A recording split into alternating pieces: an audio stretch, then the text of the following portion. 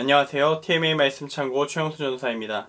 오늘 함께 나눌 하나님의 말씀은 사도행전 13장 13절부터 15절 말씀입니다. 먼저 말씀을 읽겠습니다.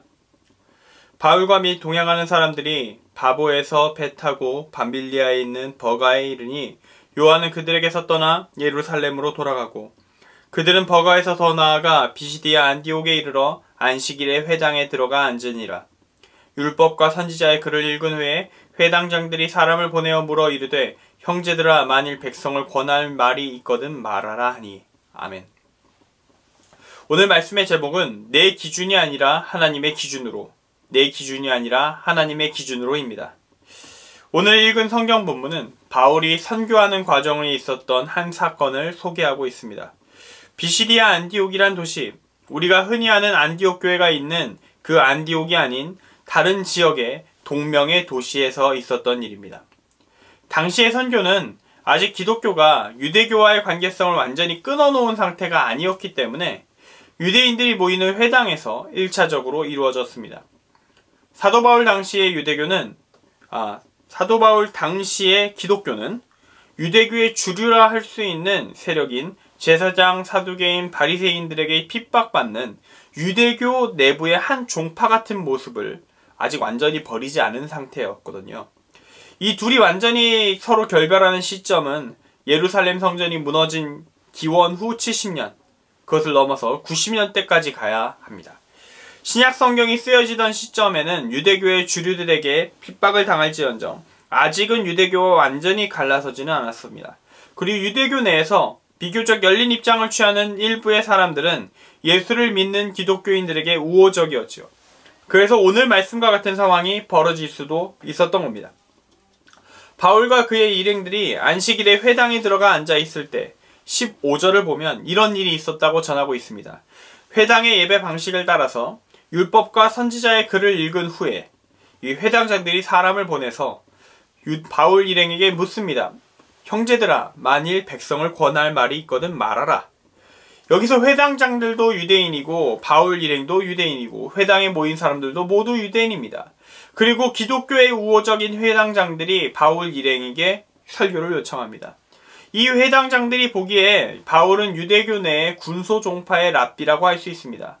게다가 전직 바리새파 소속 바리새인이기도 하니 바울의 이력은 충분히 주변 사람들에게 랍비, 율법의 선생님이라 불릴 수 있는 것이었죠. 즉 이들의 이러한 접근은 충분히 상식적으로 이해할 수 있는 것이었다는 겁니다. 이렇게 복음을 편하게 잘 전할 수 있는 기회가 왔는데 그냥 지나칠 바울이겠습니까? 그는 바로 그 자리에서 예수 그리스도에 대해서 말씀을 전하기 시작합니다. 그것이 바로 오늘 말씀에서 이어지는 16절부터 41절까지의 이야기입니다. 유대인들을 대상으로 하는 것이기 때문에 하나님께서 이스라엘 백성을 이집트에서 구원하시고 가나안 땅으로 인도하시고 다윗 왕가가 세워지기까지의 이야기를 쭉 전하고 또 다윗과의 연계성 속에서 예수 그리스도에 대한 이야기로 바울은 화제를 전환해 갑니다. 예수 그리스도의 활동이 이전에 주어진 하나님의 말씀, 지금 우리가 구약이라고 말하는 말씀에서부터 예고된 것이었다는 것과 그 예고된 존재를 유대인들이 받아들이지 못해서 십자가에 매달았던 것, 그렇게 죽으신 것도 이미 선지자들을 통해 예언된 것이었다는 것, 그리고 예수님이 부활하셔서 예수님이 하나님의 사람이었음을 증명되었다는 사실까지 그것을 다 설명했습니다. 그리고 그 예수님이 이루신 부활의 기적, 그가 보여준 이 구원의 길, 예수 그리스도의 삶과 그가 제시한 새로운 율법의 해석, 그 가르침이 구원의 길임을 바울은 유대인들에게 최선을 다해 설명합니다. 이제 우리는 예수 그리스도가 보여준 것, 인간이 하나님의 뜻을 온전히 따르는 길, 그 길을 예수가 보여준 그 가능성, 그 길, 실제로 보장된 부활, 구원의 실제성에 힘입어서 우리는 예수를 따라 걸어갈 수 있습니다. 이것이 바로 38절 말씀에서 나오는 이 사람을 힘입어 죄사함을 받는다는 말의 의미이고 39절 말씀에 있는 이 사람을 힘입어 믿는 자마다 의롭다 하심을 얻는다는 말의 의미입니다. 이것이 바로 우리가 가져야 하는 믿음의 실제적인 내용인 것이죠. 진짜 복음의 핵심을, 구원받는 길에 대해서 바울은 그 어떠한 부수적인 가감 없이 완전한 형태로 전했습니다. 예수 그리스도가 보여준 길, 그분의 길을 인간이 하나님의 뜻을 온전히 따를 수 있다는 것을 증명하신 그 예수님의 길. 그 길을 우리도 쫓아간다면 부활에 이루어 구원에 이르다. 그 진리를 가감없이 전했다는 것입니다. 그리고 그 말씀을 들은 유대인들, 놀랍게도 모두 우호적인 반응을 보여줍니다. 42절 말씀에 이렇게 적혀 있어요. 다음 안식일에도 이 말씀을 하라. 말씀 좋다, 은혜 받았다, 다음 주에도 다시 한번 듣겠다, 이랬던 겁니다. 말만 그렇게 한 것이 아니라 실제로 추종자들이 생겼어요. 43절에 보면 회당의 모임이 끝난 후에 유대인과 유대교에 입교한 경건한 사람들이 많이 바울과 바나바를 따랐습니다. 유대인들의 반응 매우 우호적이었어요. 그리고 다음 주가 되었습니다. 그런데 바울이 전한 이야기가 도시 전체에 퍼져버렸어요. 이번에는 회당에 유대인들만 몰려오지 않습니다. 온 시민이 몰려들었어요.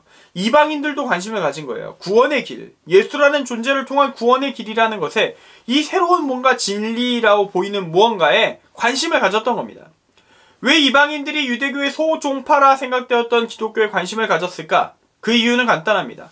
기독교의 복음에서 가장 핵심이 되는 것은 예수 그리스도였습니다. 예수 그리스도를 믿는다면 그의 삶, 그의 가르침을 받아들여 사는 것, 그것을 향해 나아가는 것, 그것만 해내면 되는 거예요. 이 과정 속에서 민족적인 조건, 바울은 건 적이 없습니다. 오히려 그런 민족적인 조건을 공식적으로 철폐하고 예수의 이름으로 대체했어요. 39절 말씀에 이렇게 적혀 있었습니다. 또 모세의 율법으로 너희가 의롭다 하심을 얻지 못하던 모든 일에도 이 사람을 힘입어 믿는 자마다 의롭다 하심을 얻는 이것이라. 아멘. 이 사실을, 이 소문을 들은 이방인들, 이 말씀 들으러 온 겁니다. 그래서 온 시민, 도시 사람들 모두가 관심을 가지면서 회당에 몰려들었어요. 이때 이 상황을 인지한 유대인들 갑자기 태도가 돌변합니다. 45절 말씀입니다. 유대인들이 그 무리를 보고 시기가 가득하여 바울이 말한 것을 반박하고 비방하거늘 대체 저 이방인들의 무엇에 이들이 시기심을 느꼈던 것일까요? 바로 지난주까지 은혜 받았다 라고 말하던 이 사람들이 바울의 말을 반박하고 반박을 넘어서 비방합니다. 국어사전적 의미로 비방, 비웃고 헐뜯기까지 했다는 이야기입니다. 그 이유가 무엇일까요? 이유는 간단합니다. 내 마음에 들지 않아서요. 내 기준에 마음에 들지 않았기 때문입니다. 전의 설교는 마음에 들었습니다. 왜냐하면 새로운 구원의 길이 본래 우리 민족이 걸어왔던 역사적인 과정의 연장선 속에 있다는 사실도 참 마음에 들었고요. 이 말씀을 들었던 존재가 전부 유대인이지 않습니까? 마침 그때 설교 들었을 때 들었던 사람들이 다 유대인이잖아요. 우리 유대인이 구원받는 길에 대한 이야기구나 이러면서 은혜 받을 수 있었던 거예요. 그런데 이방인들이 몰려옵니다. 그러면서 이때 뭔가 그들이 놓치고 있던 무언가를 깨달아버린 거예요. 이전에 들었던 설교가 본래 가지고 있었던 말씀인데 그런데 자기들이 놓쳤던, 보지 못했던 의미를 지금 깨닫고 거부하기 시작했던 겁니다. 그것은 이런 거였습니다. 어딜 버러지 같은 이방인들이 하나님께 갈 수 있단 말인가? 그들에게 구원의 길이 존재할 수 있단 말인가? 내가 이전에 받았던 은혜 다 취소하겠다. 저놈이 지금 우리 유대인들을 배신했어. 어딜 감히 이방인들에게 구원의 가능성이 있다는 이야기를 해. 생각해보니까 예수란 놈도 이방인들에게 거리낌 없이 다가가기로 유명한 녀석이었지. 그런 놈 하나님이 살려주셨을 리가 없다. 저놈들이 말하는 부활도 거짓말이 분명하다. 저놈에게 속았던 내가 수치스럽다. 저놈들을 어떻게 쫓아내야 될 것인가. 이런 식의 사고 진행이 이어졌던 겁니다. 이 분위기 바울과 바나바도 분명히 느꼈을 겁니다. 그게 46절에서 증명이 돼요. 바울과 바나바가 담대히 말하여. 담대히라는 표현이 사용되었다는 것에서 우리는 이 사실을 압니다. 객관적으로 누가 봐도 두려워할 만한 상황이었다. 그러나 그 두려움을 이기고 이들이 담대하게 선언하는 겁니다. 하나님의 말씀을 마땅히 먼저 너희에게 전할 것이로되 너희가 본래 하나님의 말씀을 받았던 유대 민족이기 때문에 먼저 전했는데 너희가 그것을 버리고 영생을 얻기에 합당하지 않은 자로 자처하니까 이제 우리가 이방인에게 복음을 전할 것이다. 주께서 이같이 우리에게 명하셨다. 내가 너를 이방의 빛으로 삼아 너로 땅끝까지 구원하게 하리라. 이렇게 말씀하셨다. 이 말을 들은 이방인들 듣고 기뻐합니다. 하나님의 말씀을 찬송하고요. 믿음을 가집니다. 그리고 이 상황을 매우 싫어했던 유대인들 도시의 지도층을 선동하고 설득해서 바울과 바나바를 박해하고 그 지역에서 쫓아내버립니다. 이 이야기를 통해서 우리가 어떤 것을 배울 수 있을까요? 분명히 이 유대인들 바로 한 주 전 안식일까지만 해도 오늘 읽은 말씀까지만 해도 똑같은 말씀 이야기에 놀라운 은혜를 체험했습니다. 바울이 한 말이 하나님의 말씀이 분명하다고 믿었고요. 다음 주에 또 그 글을 통해서 하나님의 말씀 듣기를 원했고 일부는 열렬히 추종하기까지도 했습니다. 그런데 같은 말씀 듣고 한 주 후에 그들은 광분합니다. 분노합니다. 그동안 받은 은혜 모두 취소야. 다 폐기하고 욕을 퍼붓습니다. 들은 말씀의 내용은 바뀐 게 없어요. 바뀐 것은 단 하나입니다. 내 기준에 어긋났다고 느꼈느냐 못 느꼈느냐 그 차이밖에 없습니다. 이 말씀은 하나님의 말씀을 들을 때 우리가 어떠한 태도를 취해야 하는지에 대한 중요한 교훈을 줍니다. 오늘 말씀의 결론입니다. 하나님의 말씀은 우리에게 새로운 기준을 제공합니다. 우리가 생각하는 삶의 원칙 그 전체를 다 뒤흔들어 버릴 수도 있는 그런 기준을 제공합니다. 그때 우리는 우리의 기준을 재조정해야 합니다. 물론 우리는 듣고 싶은 것만 듣는 존재라서요. 오늘 말씀의 유대인들처럼 분명히 거리낌이 있는 부분이 있는 말씀 들었음에도 은혜 받았다고 넘어가 버릴 수도 있습니다. 사실 이게 잘 안 보일 수 있어요. 우리는 우리가 보기에 편한 성경 구절만 보고 은혜 받고 사는데 너무 익숙합니다. 큐티를 할 때도 내 마음에 와닿는 구절만 집중하면서 아멘 아멘 하고 지나가 버릴 때가 너무 많습니다. 우리는 힘들고 싶지 않고요.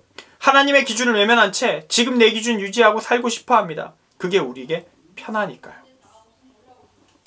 그러나 우리는 언젠가는 이 문제에 직면하게 될 것입니다. 아니 직면해야만 합니다.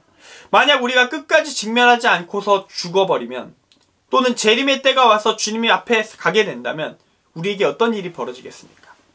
예수님 저 잘 믿었습니다. 천국 가겠지요? 근데 예수님이 이렇게 말씀하십니다. 아니 너 지금까지 단 한 번도 제대로 믿은 적이 없는데. 아니에요. 전 잘 믿었는데요. 아니야 너 말씀대로 안 살았어. 아닌데 저 말씀대로 나름 살았는데. 아니야 너가 보고 싶은 것만 받고 안 읽은 말씀 너무 많고 안 지킨 말씀 너무 많다. 나머지 다 무시했잖아. 그런 적이 없어요. 내가 굳이 다 짚어가면서 얘기를 해야 될 것이냐. 이런 대화를 예수님과 하게 될 수도 있다는 거예요. 우리는 미리 직면하고 미리 씨름해야 합니다. 그런 상황 오기 전에요. 바울도 오늘 말씀에서 첫 번째 안식일 때 설교할 때 유대인들이 자기가 듣고 싶은 대로 듣고 있음을 좀 느꼈던 것 같습니다. 그래서 이렇게 설교의 마지막을 마무리합니다. 사도행전 13장 40절부터 41절 말씀입니다. 그런즉 너희는 선지자들을 통하여 말씀하신 것이 너희에게 미칠까 삼가라. 일러스되 보라 멸시하는 사람들아 너희는 놀라고 멸망하라. 내가 너희 때를 당하여 한 일을 행할 것이니 사람이 너희에게 일러줄지라도 도무지 믿지 못할 일이라 하였느니라 하니라. 아멘. 우리는 이 유대인들과 다르기를 소망합니다. 하나님의 기준이 내 기준과 다를 때, 내가 납득할 수 없을 때, 말씀을 보고 말씀이 나를 때릴 때 말씀에 순종할 수 있기를 바랍니다. 예수님의 어머니 마리아, 성모라고 불리는 마리아가 천사를 통해서 예수님의 수태를 고지받았을 때 그가 한 고백의 내용은 우리가 따라야 할 최고의 믿음의 고백이 어떤 것인지를 보여주는데요. 우리 모두가 하나님의 뜻을 이와 같이 받아들일 수 있기를 소망합니다. 함께 이 성경 말씀 읽고 오늘의 설교를 마치고자 합니다. 누가복음 11장 38절입니다. 마리아가 이르되 주의 여종이오니 말씀대로 내게 이루어지이다 하매 천사가 떠나가니라. 아멘. 말씀대로 내게 이루어지이다. 기도하겠습니다. 사랑의 하나님 아버지, 우리의 마음을 만져주옵소서. 우리의 의지를, 우리의 생각을 기도로 올려드릴 때 우리의 목소리를 들어주시옵소서. 주님, 그리고 우리가 그 기도의 끝을 이렇게 마치겠습니다. 아버지의 뜻이라면 순종하겠습니다. 겟세마네의 기도로 마치고 주님의 음성을 기다리는 그때 주여 우리의 삶을 이끄시고 응답하여 주시옵소서. 예수 그리스도의 이름으로 기도드립니다. 아멘.